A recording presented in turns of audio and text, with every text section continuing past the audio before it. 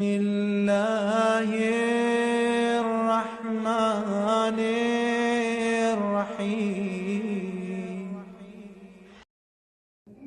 औज़ुबिल्लाहि मिनश्शैतानिर्रजीम। बिस्मिल्लाहिर्रहमानिर्रहीम। अस्सलाम वालेकुम स्टूडेंट्स, उम्मीद करता हूँ आप ठीक होंगे। आज हमने एक्सरसाइज 2.3 को डिस्कस करना है, तो देखते हैं जी एक्सरसाइज 2.3 में क्या गिवन है और हमने उसको कैसे सॉल्व करना है। तो जी सबसे पहला क्वेश्चन उसका पढ़ते हैं जी, एक्सरसाइज 2.3 का क्या है जी। एक्सरसाइज 2.3 का फर्स्ट क्वेश्चन क्या कहते हैं जी एक्सरसाइज 2.3 में, right each radical expression in exponential notation and each exponential expression in radical notation, do not simplify. उसने कहा है कि जी आप इसको रेडिकल एक्सप्रेशन में करें अगर एक्सपोनेंशियल नोटेशन में दिया है, और एक्सपोनेंशियल एक्सप्रेशन में दिया गया है तो रेडिकल नोटेशन में करें। ये क्वेश्चन सॉल्व करने से पहले हमें कुछ बेसिक कॉन्सेप्ट्स का होना जरूरी है। हमें ये पता होना चाहिए कि कब रेडिकल नोटेशन में होगा, कब क्वेश्चन आपके पास एक्सपोनेंशियल एक्सप्रेशन में होगा। जब तक ये चीजें हमें नहीं मालूम होंगी तो हम ये क्वेश्चन को सॉल्व नहीं कर पाएंगे। तो इसके कॉन्सेप्ट के लिए हम पेज नंबर 43 पर आते हैं। उसमें लिखा हुआ है जी, उसमें जो टॉपिक है उसका टाइटल क्या है, रेडिकल्स एंड रेडिकेंड्स। ठीक है जी।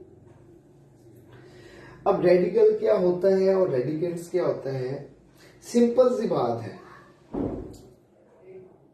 जिसमें आपके पास ये,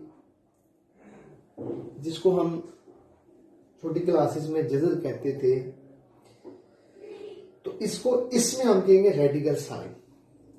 जिसमें आपके पास रेडिकल साइन आ जाए उसको हम कहते हैं कि ये क्या है, एक रेडिकल है। और ये अब किसमें है कि रेडिकल नोटेशन में। सिंपल सी बात है कि अब ये किसमें है, एक रेडिकल नोटेशन में है। अब ये क्या है, एक रेडिकल है। अब एक रेडिकल में क्या क्या चीजें होती है जरा उसको देखते हैं और समझते हैं। मिसाल के तौर पे जी मैं ऐसे लिखता हूं, ठीक है जी, N और A। अब ये मेरे पास एक पूरा रेडिकल है, ठीक है। अब ये जो A दिया गया है इसको हम कहते हैं, ये नाम आपने याद रखने हैं, इनको हम क्या कहते हैं, ये क्या है, रेडिकेंड। ठीक है, इसको हम कहते हैं ये रेडिकल का इंडेक्स है। ठीक है जी, इसको हम क्या कहते हैं, ये रेडिकल का इंडेक्स है। तो इसमें हमने देखा ये पूरे को हम कहते हैं कि रेडिकल है, ये रेडिकेंड है और ये इंडेक्स है। अब आपने ये पढ़ा होगा कि जी square root of 64 is equal to 8। अब ये 8 क्यों है, अगर आपको नहीं पता तो हम इसको डिस्कस कर लेंगे। मैं ये बताना चाह रहा हूं कि आपके ज़हन में ये क्वेश्चन आएगा कि हमने तो इतना पढ़ा हुआ छोटी क्लासेस में, ये इंडेक्स आपने मेंशन किया लेकिन इधर मेंशन नहीं है। याद रखिएगा इंडेक्स हमेशा दिया हुआ होता है, लेकिन हम आम तौर पर जब इंडेक्स 2 हो हम उसको नहीं लिखते, इसको हम पढ़ते हैं स्क्वायर रूट ऑफ 64। हम इंडेक्स अगर नहीं दिया गया समझे तो उसका इंडेक्स क्या है, 2। अब अगर 2 के अलावा कुछ और होगा तो उधर क्या मेंशन करेंगे, 3। ठीक है, अब ये स्क्वायर रूट है, अब ये क्या बन जाएगा, क्यूब रूट ऑफ 64। तो ये आपने पढ़ा है रेडिकल के बारे में। अब अगर हम बात करें जी एक्सपोनेंशियल फॉर्म में या एक्सपोनेंशियल नोटेशन में क्या होता है, तो एक्सपोनेंशियल फॉर्म में आप क्या करेंगे, इसी चीज को, या कोई भी, पहले मैं एक्सपोनेंशियल फॉर्म लिखता हूं फिर हम देखेंगे इसको एक्सपोनेंशियल फॉर्म में कैसे लाते हैं। मिसाल के तौर पर मैं लिखता हूं 3x की पावर 2। अब ये किसमें है, एक्सपोनेंशियल फॉर्म में। आप देखिए वेरिएबल के कंधों के ऊपर क्या आ गई है, पावर। तो अब ये किसमें है जी, एक्सपोनेंशियल फॉर्म में। अब इसकी पावर कितनी है, 2। ठीक है, हमने आगे भी चीज डिस्कस की थी कि जब हमारे पास पावर 2 हो तो वो क्वाड्रेटिक हो जाती है, और जब पावर 1 हो तो वो क्या हो जाता है जी, वो हो जाता है हमारे पास क्वाड्रेटिक। अब ये कौन सी फॉर्म है, एक्सपोनेंशियल और ये कौन सी है, रेडिकल। अब हम अपने क्वेश्चन की तरफ वापस आते हैं एक्सरसाइज 2.3 के फर्स्ट क्वेश्चन में। अब आप सबसे पहले ये आइडेंटिफाई करें कि जी कौन से आपके पास एक्सपोनेंशियल फॉर्म में और कौन से रेडिकल फॉर्म में। अब गौर करें, जो पहला क्वेश्चन है, पहले का पहला पार्ट अंडरस्टूड है, उसमें रेडिकल साइन आ गया तो हम कहेंगे ये क्या है आपके पास, जी शाबाश, रेडिकल फॉर्म में। अब बाकी तीनों को देखें, उनमें उनके ऊपर पावर दी गई है, ठीक है। अब यहाँ पे क्वेश्चन राइज होता है कि अगर वेरिएबल नहीं दिया गया तो क्या वो एक्सपोनेंशियल फॉर्म में नहीं होगा, तब भी हो सकता है, ठीक है, तब भी वो एक्सपोनेंशियल फॉर्म में हो सकता है। हम 9 इज इक्वल टू 3 की पावर स्क्वायर करते हैं, करते आए हैं, ठीक है, आपने छोटी क्लास में पढ़ा होगा 3 का स्क्वायर इज इक्वल टू 9। तो ये आपका बेसिक कॉन्सेप्ट है जी एक्सपोनेंशियल फॉर्म का और आपके पास रेडिकल एक्सप्रेशन का। तो अब मैं आपको एक डेफिनेशन भी इसकी अंडरलाइन करवाना चाह रहा हूं जो पेज नंबर 43 पर दी है। If n is a positive integer greater than 1 and a is a real number, then any real number x such that x की power n is equal to a is called the nth root of a। हम इसको पढ़ते हैं nth root of a, यानी जितना उसका index दिया गया उस उतना रूट। अब इसको क्या कहेंगे, nth root of a, cube root of 4, square root, ठीक है। अब आपको अंदाजा हो गया कि हम स्क्वायर क्यों कहते हैं, क्योंकि इसका इंडेक्स कितना होता है यहाँ पर 2। तो अब जो हमारा क्वेश्चन है वो ये है कि जी हम एक्सपोनेंशियल फॉर्म से रेडिकल फॉर्म में कैसे आते हैं, रेडिकल फॉर्म से एक्सपोनेंशियल फॉर्म में कैसे आएंगे, ठीक है जी। तो इसको जरा गौर करते हैं। मैं लिखता हूं जी यूं, सिंपल सी बात करते हैं, ठीक है। ये x है, लेट्स से ये चले a कर लेते हैं, ये a है और ये n है, इसका इंडेक्स n है और इसका क्या है जी a रेडिकल है। अब आपने जब ये आना है इसको देंगे रेडिकल फॉर्म। अब एक्सपोनेंशियल फॉर्म में जब भी आपने आना है, आपने क्या करना है, आपने रेडिकल की ये जो इंडेक्स है रेडिकल की पावर बना देनी, लेकिन 1 ओवर करके। यहां पे जो भी हो, चाहे n हो, 2 हो, 3 हो, 4 हो, आपने जब एक्सपोनेंशियल फॉर्म में आना है तो इस पावर को क्या कर देना है, 1 ओवर इंडेक्स। अब इसको जरा एक और एग्जाम्पल करते हैं ताकि आपको अंदाजा हो जाए। मैं करता हूं 27 और ये क्यूब रूट लेते हैं, इसका इंडेक्स कितना है 3। याद रखिएगा जो इंडेक्स होगा वाजिया इस सिंबल के ऊपर आएगा, ठीक है, इंडेक्स वाजिया इसकी सिंबल के ऊपर आएगा। अब मैंने इसको अगर लिखना है एक्सपोनेंशियल फॉर्म में तो क्या करूंगा, 27 ये शाबाश 1 ओवर इंडेक्स, ठीक है जी। तो यूं आपने क्या किया है, रेडिकल और एक्सपोनेंशियल फॉर्म को सीखा। अब क्वेश्चन नंबर 1 आपके लिए होप सो मुश्किल नहीं होगा, हम एग्जांपल्स करके देखते हैं जी, सॉरी क्वेश्चन करके देखते हैं जी कि क्वेश्चन में हम किस तरह सॉल्व करेंगे और क्या है जी उसमें। जी सबसे पहले लिखता हूं जी मैं फर्स्ट पार्ट है जी क्यूब रूट ऑफ -64। अब उसने एंड पे लिखा हुआ डू नॉट सिंप्लीफाई, सीधी सी उसने बात लिखी थी, इसको सिर्फ अगर रेडिकल में तो एक्सपोनेंशियल में लें, अगर एक्सपोनेंशियल में तो रेडिकल में लें। उसने कहा एंड पे लिखा है डू नॉट सिंप्लीफाई, सिंप्लीफाई करने की कतई जरूरत नहीं। तो हम इसको सिंपल सिंप्लीफाई करेंगे, सॉरी इसको सिर्फ देखें जी किस फॉर्म में है, शाबाश रेडिकल फॉर्म में। तो इसको हम क्या कर देंगे, एक्सपोनेंशियल फॉर्म में लाने के लिए क्या करेंगे, -64 इसकी पावर क्या हो जाएगी, शाबाश 1 ओवर 3, ठीक है जी। अब यहाँ पे कुछ बच्चे कंफ्यूज होते हैं, सर ये माइनस आ गया तो माइनस का क्या करें, आपको इससे कोई लेना देना नहीं। जब उसने कह दिया कि सिंप्लीफाई करना ही नहीं है तो फिर माइनस आपके लिए कोई मायने नहीं रखता, आपने सिंपली इसको ही आंसर दे देना है, ठीक है। ये शॉर्ट में आए तो 2 नंबर का आएगा, लेकिन ये एमसीक्यूज के वाले से ज्यादा इंपॉर्टेंस रखता है, ठीक है जी।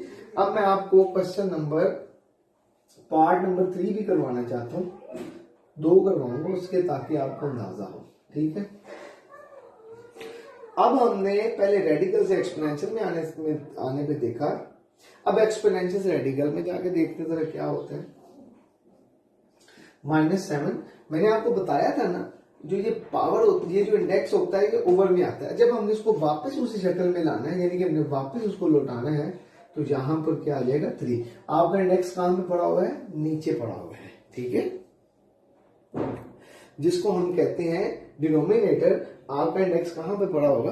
डिनोमिनेटर पे, ठीक है जी। फिर उन्होंने यहाँ पे माइनस दिया, तो मैं आपको फिर वादा कर दूं माइनस है या प्लस है, इसका कोई लेना देना नहीं है। अब क्वेश्चन नंबर 4 के ऊपर आते हैं जी, y की पावर -2/3। अब यहां पर कंफ्यूजन होगी आपको कि यहां पे 1 था, हमने अभी सीखा वैसे हम वहां पे 1 यूज किया, तो अब ये 2 आ गया, तो फिर क्या करें? आपने इससे वाले से परेशान नहीं होना, आपने सिंपली जो नीचे दिया हुआ है ना, ये आपका इंडेक्स है, आपने सिंपली उस इंडेक्स को तो लिख देना है और -2 इसके साथ लिख देना, बस आपका इतना काम है इस क्वेश्चन में। आपने इससे ज्यादा मजीद सॉल्व नहीं करना है। तो आई होप सो कि आपको इसकी समझ आ गई होगी। अब सेकंड क्वेश्चन में ट्रू फॉल्स है। नॉर्मली ट्रू फॉल्स आते नहीं, नॉर्मली क्या आते नहीं आपके बोर्ड के पेपर में, लेकिन फिर भी वो इसको एज एमसीक्यूज बना के दे सकता है, तो बेहतर हम एटलीस्ट प्रैक्टिस इसकी कर लें, ठीक है जी। तो उसने पहले दिया होगा कि 5 की पावर 1 और 5 = √5, यानी कि ये एक्सपोनेंशियल फॉर्म में ऐसे है और अंडर में जाके ये 5 है, तो आपको पता है कि अगर ये इसकी इक्वल होगा तो यहाँ पे क्या आना चाहिए? 5, लेकिन उसने इंडेक्स इधर 2 दिया हुआ, तो जो कि हमारी बात गलत है, तो हम इसको कह देंगे ये क्या है? फॉल्स है, ठीक है। इसी तरह दूसरा आपके पास ट्रू आ जाएगा। किस तरह से जरा गौर करते हैं जिसकी बात इसके बारे में, 2 की पावर 2/3 = अब आप सोच रहे हैं कि ये कैसे, यहाँ पे रेडिकेंड तो 2 है, एकदम से 4 और सर ने कहा ठीक भी है, ट्रू भी है, तो ये हम देखते हैं कि कैसे।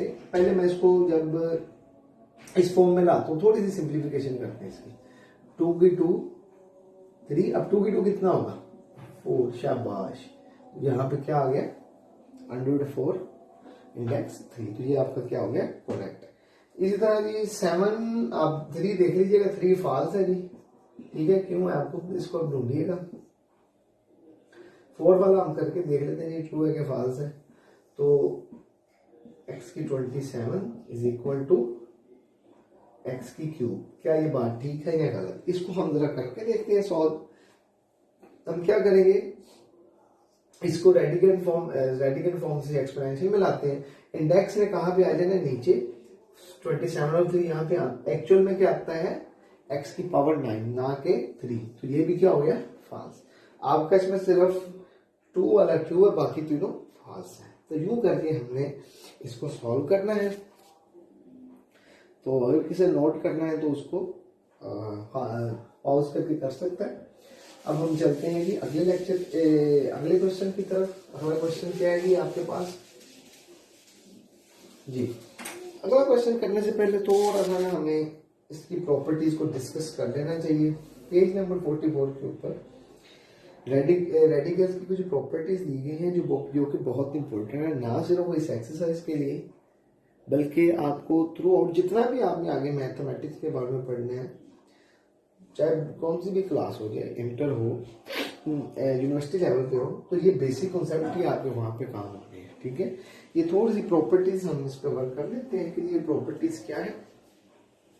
मैं इधर साइड पे लिख देता हूँ ताकि आपको समझने में आसानी हो। पहली प्रॉपर्टी क्या है जी कि अगर एक इंडेक्स है n है दोनों का, पहली प्रॉपर्टी है कि अगर एक रेडिकल में दो नंबर मल्टीप्लाई हो रहे हैं तो हम उनको अलग अलग करके लिख सकते हैं, ठीक है जी। ये बात आपने ध्यान में रखनी है। अगर एक रेडिकल में दो नंबर्स मल्टीप्लाई हो रहे हैं हम उनको अलग अलग करके लिख सकते हैं। यहां पर बच्चे कंफ्यूज कहां पे होते हैं जी?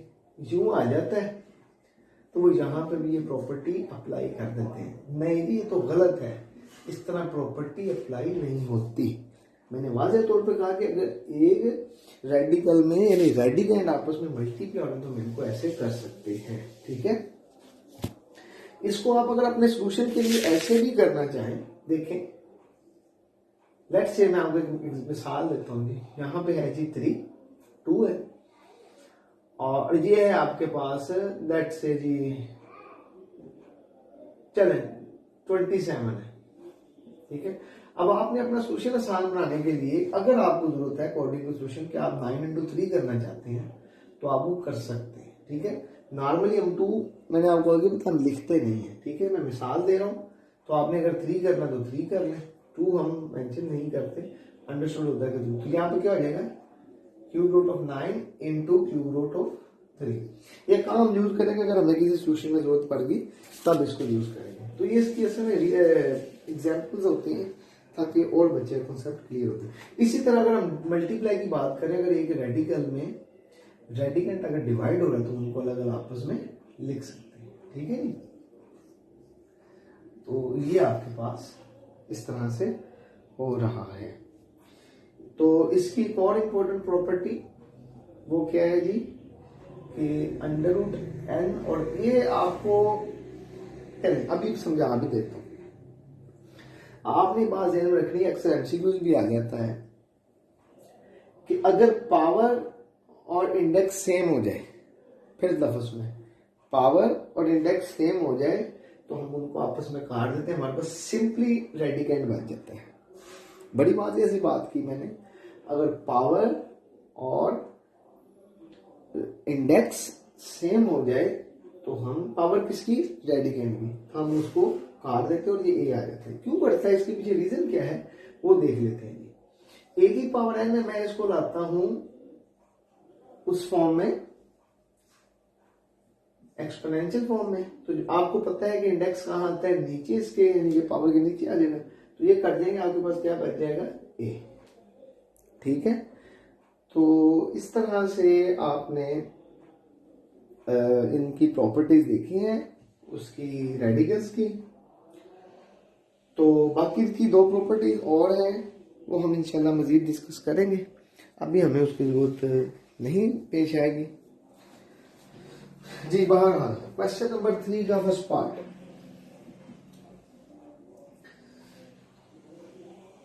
जी इंडेक्स वाज़ेह तौर पर 3 है और अंदर फिर -125 दिया गया है। उसने कहा जी कि इसको सिंप्लीफाई करना है, सिंप्लीफाई करना मतलब जो कटता है उसको काट दें। अब ये क्या है, माइनस है, ठीक है जी। अब इस माइनस को कैसे सॉल्व करेंगे, पहली बात तो ये कि माइनस आपको परेशान होने की जरूरत नहीं है कि माइनस आ गया तो क्या करें। हमने सिंपली इसको क्या करेंगे जी, इसको हम क्या करते हैं जी, इसकी प्राइम फैक्टराइजेशन कर देते हैं। अब प्राइम फैक्टराइजेशन आपने छोटी क्लासेस में पढ़ा होगा और आप ये सोच रहे होंगे कि जी प्राइम फैक्टराइजेशन अगर किसी को नहीं पता तो वो रिकॉल कर ले, मैं करवा भी दूंगा कि हम कहाँ पे प्राइम फैक्टराइजेशन करें, कहाँ पे नहीं करें। जब भी आपको इस तरह क्वेश्चन सॉल्व करने को आ जाए, चाहे वो एक्सपोनेंशियल में हो या इसमें हो रेडिकल फॉर्म में, अगर तो वो नंबर बहुत बड़ा है, लेट्स से 125 है, तो आपने उसकी प्राइम फैक्टराइजेशन कर लेनी है, ठीक है। उसकी प्राइम फैक्टराइजेशन आप यूं करेंगे, ठीक है, 525 55 और 51, ठीक है। अब प्राइम फैक्टराइजेशन में हम इसको कैसे लिखेंगे, कितना आ गया, -1 2 और 3, कितने हो गए 3, तो मैं इसको ऐसे भी तो लिख सकता हूं ना, ठीक है। अब और करें कि मैं इसको सॉल्व कर रहा हूं, इस पे कौन सी प्रॉपर्टी अप्लाई हो रही है जो हमने भी सीखी है जी, आपने बिल्कुल ठीक सोचा। थर्ड प्रॉपर्टी इसके ऊपर अप्लाई हो रही है, इंडेक्स और पावर सेम हो गया तो आपका आंसर क्या आ जाएगा, -5। यहां पर एक बात याद है कि कुछ टीचर्स इसको पहले एक्सपोनेंशियल फॉर्म में ले जाते हैं, फिर उस पर एक और प्रॉपर्टी अप्लाई करते हैं। वो मेथड भी बिल्कुल एक्यूरेट और ठीक है। आपको ये आसान लगता है, ये अच्छी तरह समझ आ गया, आप ये कर सकते हैं। अगर आपको लगता है कि नहीं वो ज्यादा आसान है तो आप वो भी कर सकते हैं। इसमें कोई वो बात नहीं है कि आपने यही मेथड इस्तेमाल करना है, इट्स अप टू यू। जो आपको समझ आए वही आपके लिए आसान मेथड है, ठीक है जी। अब पार्ट 4 करते हैं, -8/27। ये क्वेश्चन बहुत इंपॉर्टेंट है, ठीक है, इसको जरूर कीजिएगा, एज ए शॉर्ट के लिए इंपॉर्टेंट है। अब 2 ऊपर अलग अलग आ गए हैं, तो यहाँ पे हम क्या करते हैं जी, इसका इंडेक्स कितना है, सबसे पहले यहाँ पे इसका इंडेक्स मेंशन नहीं हो रहा, 3 है, ठीक है जी। उसके ऊपर पेंसिल से कुछ लिखा हुआ था, तो यहाँ पे इसका इंडेक्स कितना है, 3 जी। अब आपका ये जो सोल्यूशन है इन प्रॉपर्टीज पे डिपेंड करता है, ठीक है। आपका सोल्यूशन किस पे डिपेंड करता है, इन प्रॉपर्टीज पे। अब देखें इसके ऊपर कौन सी प्रॉपर्टी मैं अप्लाई कर सकता हूं जी, शाबाश, आपने ठीक सोचा। सेकंड प्रॉपर्टी, -8 दोनों डिवाइड हो रहे हैं, उनको अलग अलग कर देते हैं। ठीक है, अब फिर इसकी प्राइम फैक्टराइजेशन करेंगे। आप कहेंगे कि सर 8 तो बड़ा छोटा नंबर है और 27 भी एक छोटा ही नंबर है। देखिए, अगर आप लोगों को पता है, आसानी है कि जी 27 में 3 दफा 3 आएगा, तो आप वो यूज कर लें, आपकी मर्जी। लेकिन अगर आप मुझे लगता है कि मैं कहीं गलती ना कर जाऊं, तो बेहतर है कि आप साइड पे इसकी प्राइम फैक्टराइजेशन कर लें। इसमें कोई कबाहत या हर्ज वाली बात नहीं है कि जी हमने इसको कर रहे हैं, ये तो बड़ा छोटी value, it's not a problem. ठीक है, तो -8 कितना हो गया, चलिए 8 भी कर लेते हैं। 2 पे करेंगे, 2 4 2 2 और 2 1, तो ये कितना हो गया 2 की पावर 3 ऐसे, और ये कितना हो गया 3 की पावर 3 ऐसे। अब फिर गौर करें, यहां पर तीसरी प्रॉपर्टी अप्लाई होगी, इंडेक्स और वो सेम है, तो -2/3 इज योर रिक्वायर्ड आंसर। ठीक है जी, तो आज का लेक्चर हम यहीं पर कंक्लूड